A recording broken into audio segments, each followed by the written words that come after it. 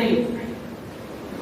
آپ طائف کے میدان کو دیکھیے، جس وقت سرداری کی گئی میرے آقا علیہ السلام لہو لہان ہو گئے، آپ کی نالین اکثر خون سے بھر گئی، خونم خون ہو گئی.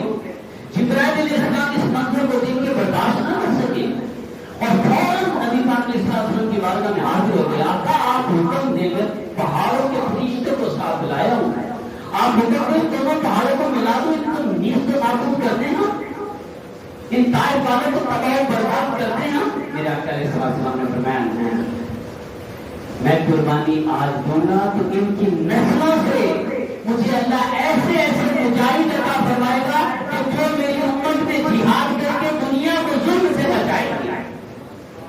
اور دیکھیں نبی علیہ السلام نے یہ قربانی دیکھیں آپ کیسے وہ قربانی دی وہاں، تو اس سے فائدہ کیا ہوا؟ نبی علیہ السلام کے نکلے ہوئے الفاظ اللہ تعالیٰ نے ایسے پورے کیے. محمد بن قاسم یہ طائف والوں کی نسل سے تھے.